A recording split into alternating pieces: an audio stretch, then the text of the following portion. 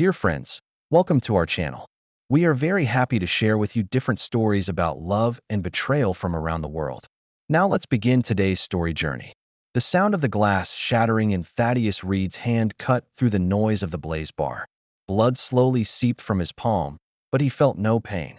At this moment, all his attention was focused on that distant corner. His wife Lorelei Lynn was being pulled aside by the town sheriff Garrett, and he had just heard those words. A queen needs a real king, not a weakling like you. Thaddeus Reed slowly put down the broken glass, blood dripping onto the wooden bar. The music in the bar still played, customers still chatted, as if he was the only one in this world who had been put on pause.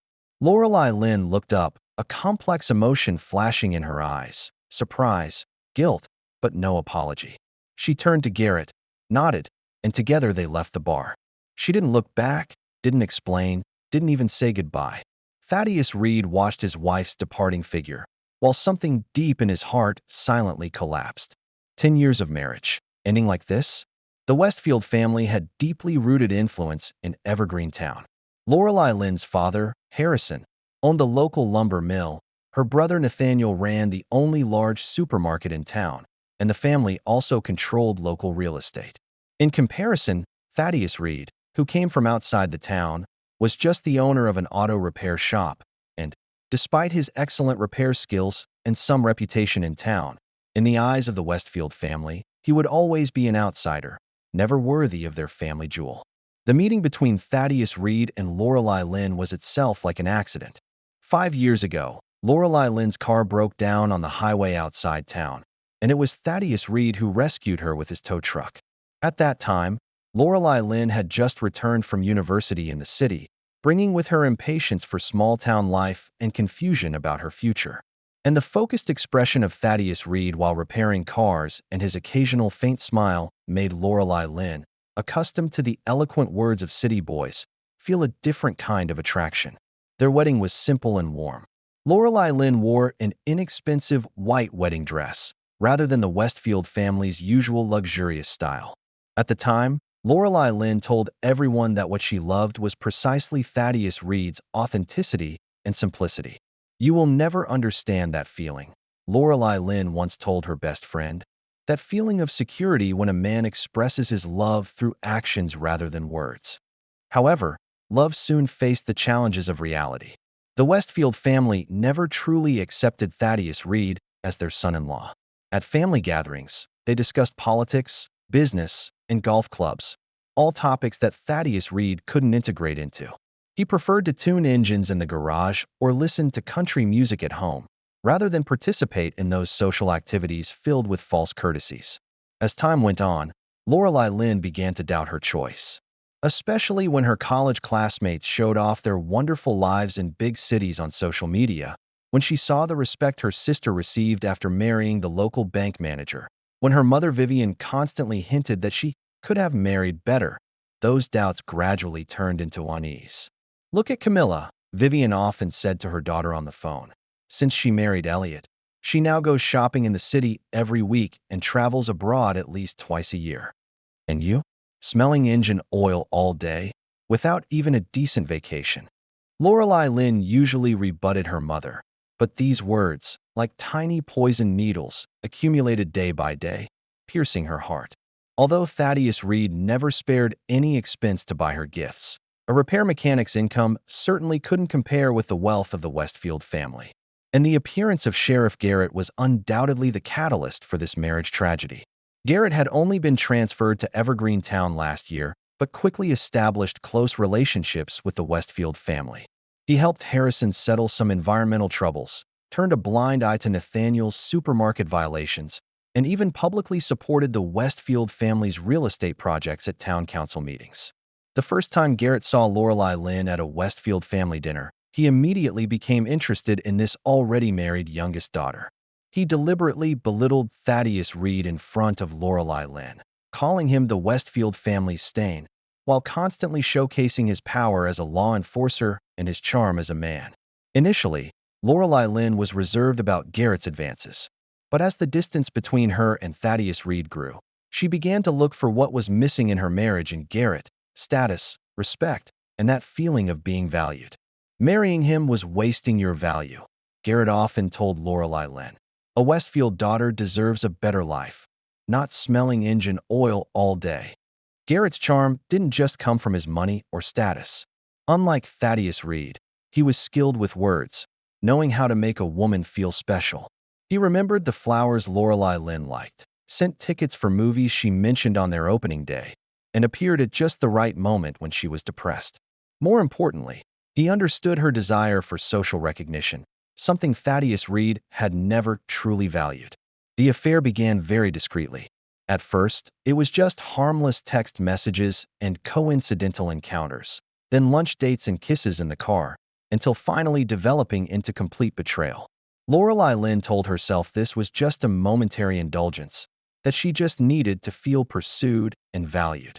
She never intended to leave Thaddeus Reed, but also never truly considered the harm her actions would cause her husband. In her subconscious, Thaddeus Reed was just a stubborn mechanic, his world too small to truly understand her needs. While Garrett represented a bigger world, more possibilities, Thaddeus Reed didn't fail to notice the changes in his wife. Lorelei Lynn began to go out frequently, paid less attention to housework, changed her perfume scent, and even set a new password for her phone. But he chose to trust her, chose to respect her space, chose to maintain this marriage with silence and tolerance. Whenever he tried to inquire, Lorelei Lynn would always give vague answers. Just went out with friends, or you're too suspicious. And Thaddeus Reed, though having internal doubts, was not good with words, didn't know how to express his concerns without seeming controlling or weak. He had tried to repair the relationship in his own way, fixing Lorelei Lynn's favorite antique clock, installing the best sound system for her car, even learning to cook her favorite dishes. But these efforts were like stones thrown into the deep sea, without any echo. However, that Friday night at the Blaze Bar completely shattered all his illusions. Thaddeus Reed went to the bar for his shop assistant Jasper's birthday party. He didn't expect to see Lorelei Lynn there with Garrett. He especially didn't expect to personally hear Garrett's words and see Lorelei Lynn not refuting, even accepting with her expression. At that moment, 10 years of accumulated love, trust, and hope, like that glass, shattered instantly. That night, Thaddeus Reed didn't return to the home he shared with Lorelei Lynn. He stayed in the repair shop's restroom, sleepless all night, but also strangely calm. He knew that once certain things happen, they can never be undone. On the small bed in the repair shop, he recalled the bits and pieces of the past 10 years. He remembered the blue dress Lorelei Lynn wore when she first came to his repair shop, the sunlight on her face when they picnicked by the creek outside town, the firmness in her eyes when she held his hand on their wedding day. These memories, once so precious, had now become a sharp knife, piercing his heart. The next morning, his phone began to ring frantically. From 7 in the morning until the afternoon, he received a total of 98 missed calls. Most came from Lorelei Lynn's family, including her father, brother, and even distant uncles and aunts. The rest were from Sheriff Garrett himself. Thaddeus Reed didn't answer any of the calls. He knew what awaited him would be threats, intimidation, or hypocritical explanations. The only call he answered was from lawyer Preston, and the first words upon connecting were, "I need to file for divorce." Preston was a friend Thaddeus Reed had met at the auto club, and one of the few lawyers in the surrounding area who dared to confront the Westfield family. "Are you sure?" Preston asked. "The Westfield family won't let you get away easily." "I've got nothing left to lose," Thaddeus Reed replied calmly. "While they have plenty." That afternoon, Lorelei Lynn finally contacted Thaddeus Reed. She didn't apologize for her behavior, but directly presented the Westfield family's conditions. Divorce quietly, give up joint property, sign a confidentiality agreement, leave Evergreen Town, and thus he could walk away unscathed. "They will ruin your business, even your reputation," Lorelei Lynn said over the phone, with a hint of arrogance in her tone that perhaps she herself wasn't aware of. "You know what it means to offend the Westfield family in this town." Thaddeus Reed only replied with one sentence. "Tell them, I'll show them what it means to offend me." Hearing these words, Lorelei Lynn fell briefly silent. This wasn't the Thaddeus Reed she knew, that husband who always yielded, always tolerated. The voice on the other end of the phone was calm and firm, carrying a threatening tone she had never heard before. "Don't be silly, Thaddeus," she finally said, trying to mask her unease with a condescending tone. "Do you think a mechanic like you can stand against the entire Westfield family? The whole town is our people. Sign now. Take the money and leave. It's best for everyone." "I gave you 10 years of sincerity," Thaddeus Reed said calmly, "and you gave me betrayal. Now you're teaching me what to do? Tell your brother. Tell your father. Especially tell your sheriff lover.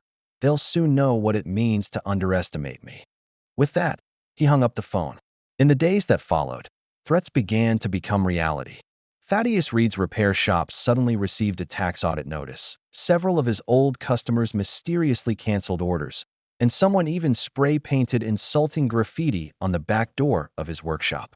Sheriff Garrett personally came to the repair shop, using concern for town safety as an excuse, but in reality, to explicitly and implicitly threaten Thaddeus Reed to accept the conditions. "Listen, buddy," Garrett said slowly while looking around the repair shop. "I understand how you feel, but men have to be rational. The rules in this town are simple. Go along with the Westfield family's wishes, and everyone lives well. Why ruin your future for a woman who no longer loves you?" Thaddeus Reed continued to work on the engine in front of him, as if he hadn't heard. Garrett's patience was visibly disappearing. "I can shut down your business in a week, fine you for various violations until you're bankrupt, even find a reason to lock you up for a few days. Don't think I can't do it." Thaddeus Reed finally looked up, his gaze making Garrett instinctively step back. "You can try," Thaddeus Reed said, "but you'd better make sure to knock me down completely on the first try, because I won't give you a second chance." Garrett scoffed and walked away from the repair shop, but Thaddeus Reed noticed his clenched fists and tense back. That wasn't the posture of a victor. That night, Thaddeus Reed completely emptied the joint bank account with Lorelei Lynn and moved all his belongings out of their house, as if wanting to erase all traces of the past 10 years. This action completely infuriated the Westfield family.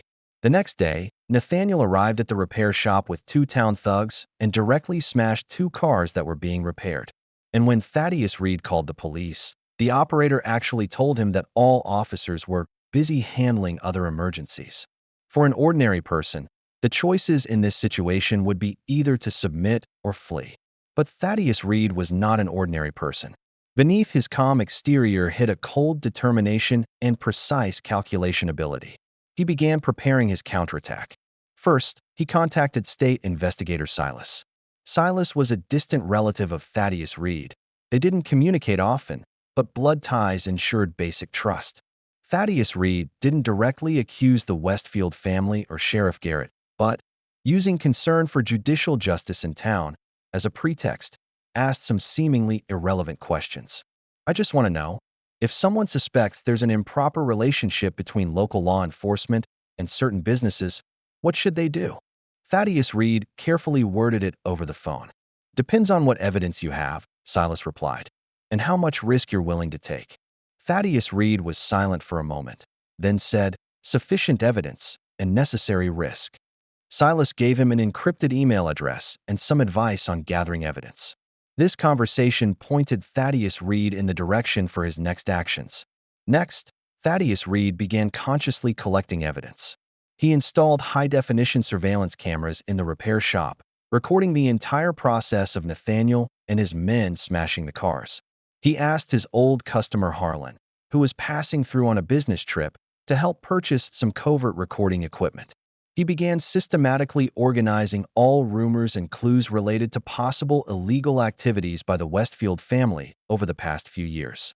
In particular, Thaddeus Reed recalled that area behind the Westfield lumber mill called Ash Ground. The place was perpetually permeated with an acrid smell, and local residents' complaints always came to nothing. Thaddeus Reed suspected there might be serious issues with illegal emissions or waste disposal. But Thaddeus Reed knew that his strength alone wasn't enough. He needed helpers, needed the support of those who had also been oppressed by the Westfield family. Among ordinary residents of Evergreen, discontent with the Westfield family had existed for a long time. Only they didn't dare express it openly due to the other party's power. Thaddeus Reed began quietly contacting townspeople he trusted, such as his old customer Harlan, former small store owner Delilah who was squeezed out by the Westfield supermarket, and even Sheriff Garrett's former deputy Quincy, who was demoted to the archives for refusing to cooperate with certain gray operations. "I'm not doing this for revenge," Thaddeus Reed told Quincy. "I just want justice.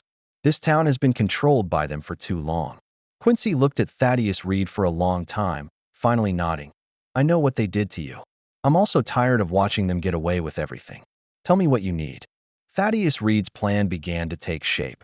He not only wanted to get justice for himself, but completely destroy the Westfield family's dominant position in Evergreen, as well as Sheriff Garrett's professional career. And all this would be accomplished within the framework of the law. Thaddeus Reed was no longer that silently enduring husband. Now he was a strategist with clear objectives. Each night, in the small office of the repair shop, he carefully analyzed information obtained from various channels, cautiously planning each step of action.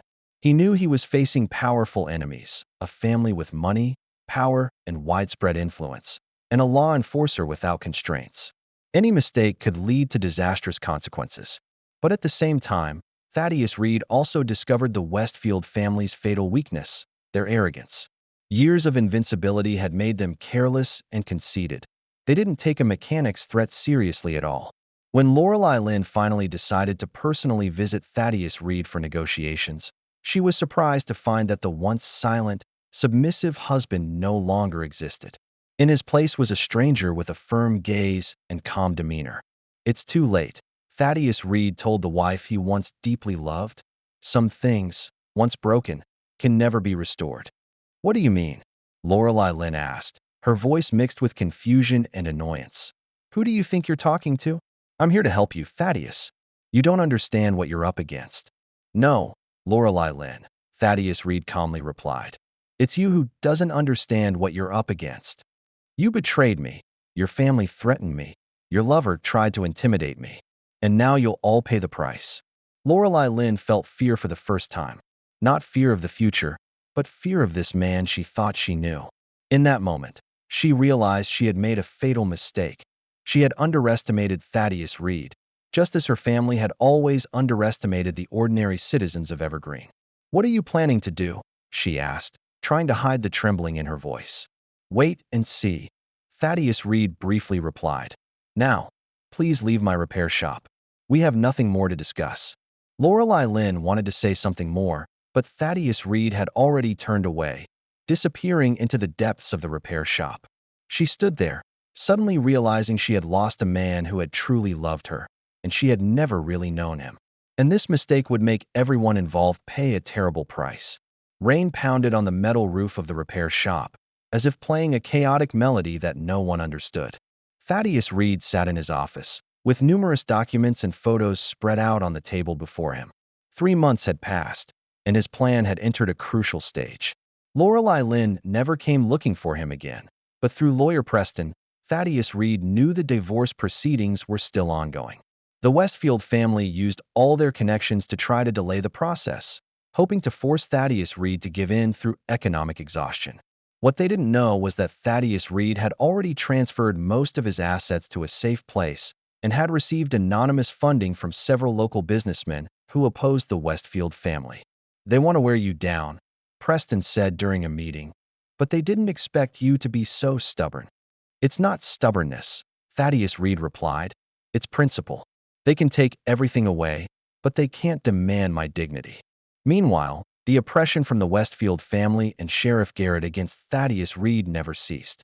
The road in front of the repair shop was suddenly declared in need of repair by the municipality. Fences and excavation equipment blocked the path to Thaddeus Reed's shop. Health inspectors suddenly visited, claiming to have received anonymous reports about improper handling of hazardous materials. Even Thaddeus Reed's suppliers began to cancel orders without reason, using excuses like supply chain issues. But all this harassment only made Thaddeus Reed more certain that his path was the right one. "You shouldn't mess with the Westfield family," an old customer secretly told Thaddeus Reed. "But I respect your courage. If you need help, let me know." Such conversations became more and more frequent. People in town began talking about Thaddeus Reed's confrontation with the Westfield family. Some even started providing him with information, though always carefully ensuring they wouldn't be discovered.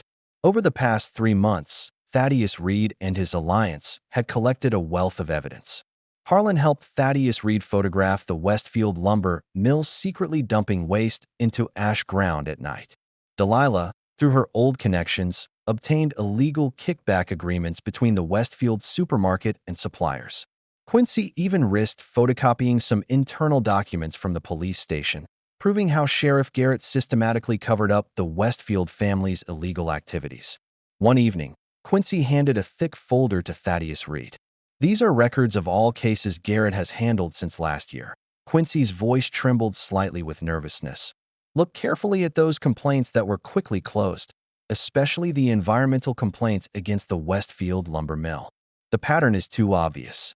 Thaddeus Reed looked through the files, finding that at least 20 complaints against Westfield Family Enterprises had been quickly dismissed by Garrett on grounds of insufficient evidence or outside jurisdiction, while similar complaints against other businesses during the same period received thorough investigation.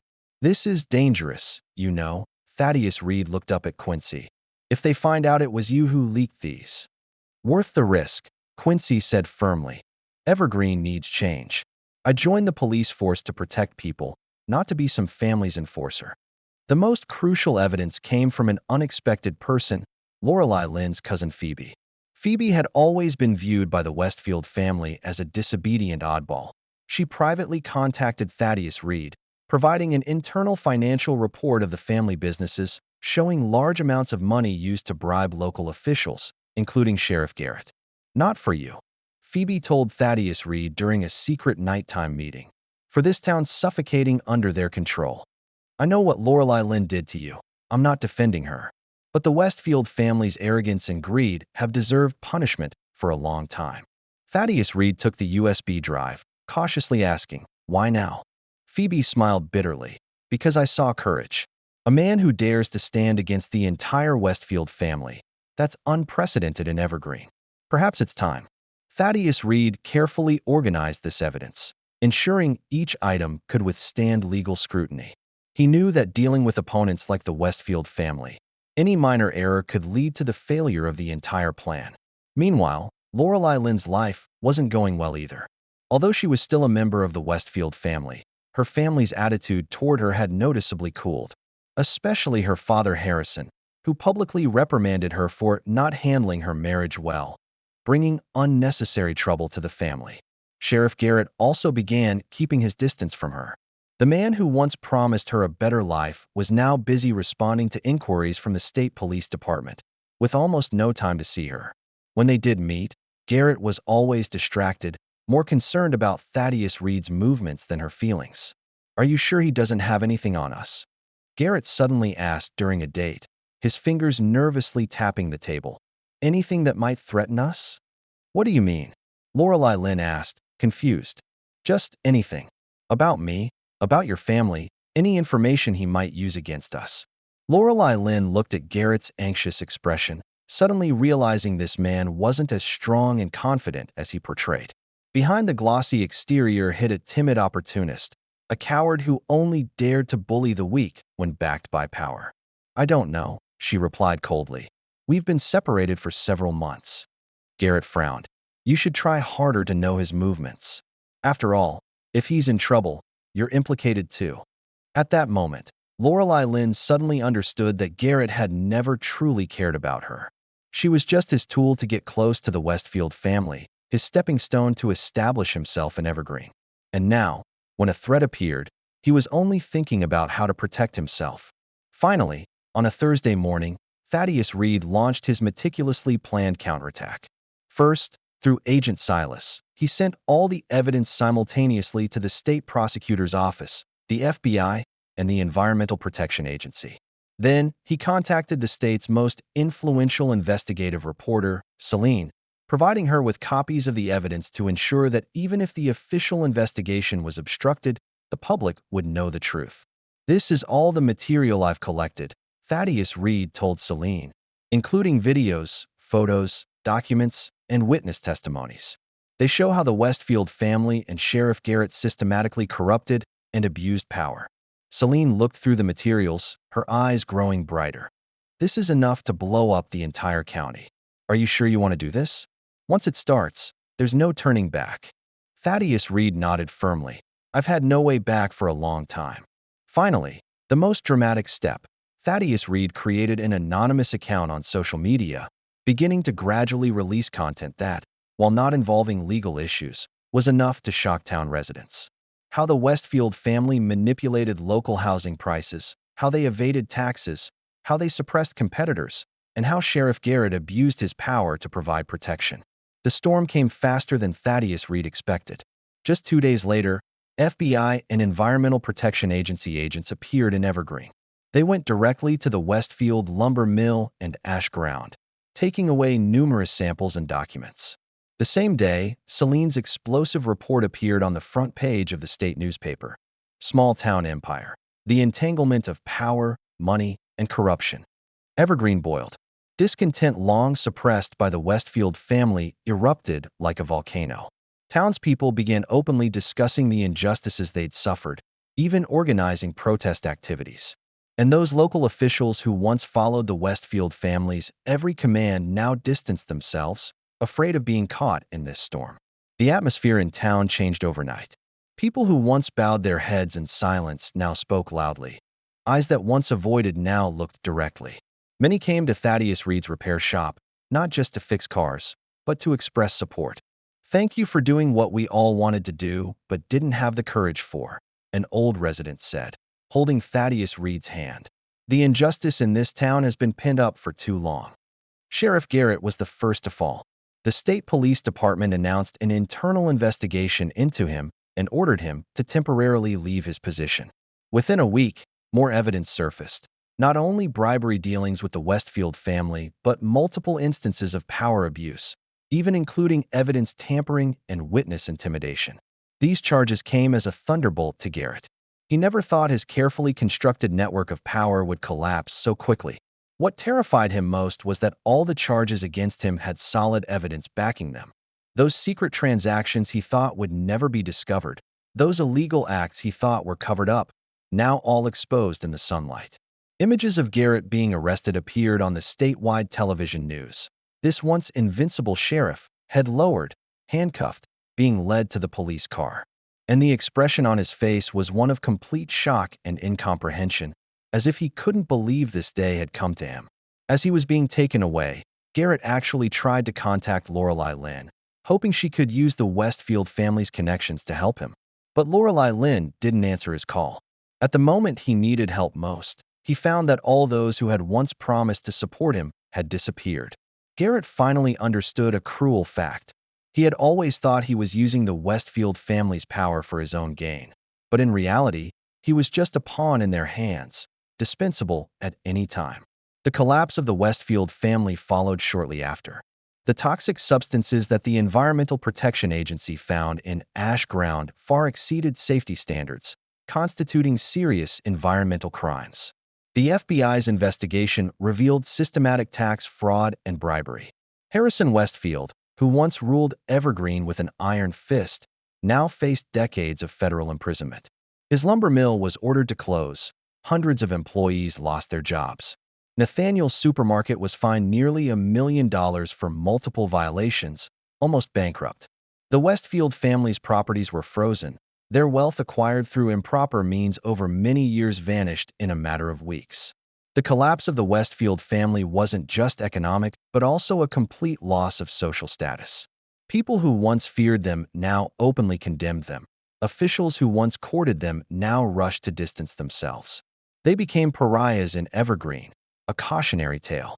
For Lorelei Lynn, this disaster was complete. She lost both her husband and her family's support and protection. Worse, the investigation found she had also participated in some of the family's illegal activities, albeit to a lesser degree. She was sentenced to community service and probation, but at the social level, she suffered unprecedented humiliation and ostracism. People in town, especially those who had once envied her, now openly discussed her downfall and betrayal. No one was willing to hire her, and no one was even willing to speak to her. The social status she had once prided herself on was now completely gone. The most ironic part was that after all this happened, when Lorelei Lynn needed support most, the Westfield family chose to abandon her. They blamed her for triggering the entire storm, saying it was her failed marriage and infidelity that led to Thaddeus Reed's revenge. In the family crisis, they needed a scapegoat, and Lorelei Lynn became the most convenient choice. If you hadn't betrayed your husband, if you could have controlled your marriage, we wouldn't be in this mess, Harrison shouted at his daughter during a family meeting, completely forgetting it was he who had always encouraged his daughter to look for better options. Lorelei Lynn finally understood that in her family's eyes, she was never a person with independent value, but only an extension of family interests. When she had value, they were proud of her. When she became a burden, they abandoned her without hesitation. One evening, Lorelei Lynn mustered the courage to go to the repair shop, hoping to talk with Thaddeus Reed. She wasn't coming to beg for forgiveness. She knew what she had done was unforgivable. She just wanted to see this man she had once loved and then deeply hurt one last time. Thaddeus Reed didn't refuse to see her, but his attitude was cold and distant, with not a trace of the former tenderness in his eyes. "I didn't come to ask for your forgiveness," Lorelei Lynn said directly. "I know that's impossible. I just wanted to tell you I was wrong. About many things." Thaddeus Reed silently looked at her, waiting for her to continue. "I was wrong when I put my family's expectations above my own happiness. I was wrong when I thought status and money were more important than love. I was wrong when I betrayed the only person who truly loved me." Lorelei Lynn's voice trembled slightly, but she forced herself to continue. "Now I've lost everything. You, my family's support, my position in town. But the saddest thing is, I'm not even sure I ever really had these things." "You know what?" Lorelei Lynn finally said. "I never thought it would end like this. I thought we would grow old together, watching our grandchildren play in the yard." Thaddeus Reed looked at her, his eyes showing neither hate nor love, only a calm resolve. "Choices always have a price. You chose betrayal, I chose revenge. We both have to accept the consequences of our choices." "Do you hate me?" Lorelei Lynn asked. "I used to," Thaddeus Reed replied. "Now I just don't feel anything. Like an amputee, the wound has healed, but the missing part will never come back." Lorelei Lynn nodded, turning to leave. She knew Thaddeus Reed was speaking the truth. The mistake she had made could never be remedied. The damage she had caused could never be repaired. The love she had lost could never be regained. Lorelei Lynn eventually left Evergreen, moving to a small city hundreds of miles away. She reverted to her maiden name, started an ordinary job, living a low-key and quiet life. Sometimes, in the solitary moments of night, she would think of the man she had betrayed, think of the love she had once possessed but failed to cherish. Regret followed her like a shadow, but she understood that some mistakes, once made, can never truly be remedied. With the fall of the Westfield family, Evergreen began a slow and difficult transformation. New businesses started to enter, new leaders were elected, new rules were established. Those voices that had once been suppressed could now be heard. Those injustices that had once been ignored could now be corrected. Thaddeus Reed's repair shop business gradually recovered, even better than before. Many people came specifically to have him repair their cars, not only because of his skills, but because he represented the courage to stand against injustice. Some even suggested he run for mayor in the next election, but he politely declined. "I'm just a mechanic," he told those who proposed it. "I want to continue doing what I do best." The truth was, Thaddeus Reed had paid a huge price. Revenge brought justice, but couldn't bring back lost love and trust. Those broken glasses could never be restored. That lost time could never be recovered. That wounded heart would forever bear scars. Garrett spent long days in prison. His former power, status, dignity, all gone. The prison days gave him ample time to reflect on his actions, but his heart held only anger and resentment. He couldn't understand, and wouldn't admit, that this was all self-inflicted. In his eyes, he was just a victim caught in power games, not the person who actively broke someone's marriage and abused his authority. Garrett tried to contact Lorelei Lynn, even wrote letters to her, but received no response. He finally understood that the woman who had once betrayed her husband for him now wouldn't even reply to a letter. Other members of the Westfield family each faced their own fate. Harrison served time in federal prison. Nathaniel's supermarket barely managed to operate, but would never return to its former glory. Some family members moved away from Evergreen. Others tried to rebuild their lives in town, But the Westfield name had become synonymous with corruption and arrogance, a shadow impossible to dispel.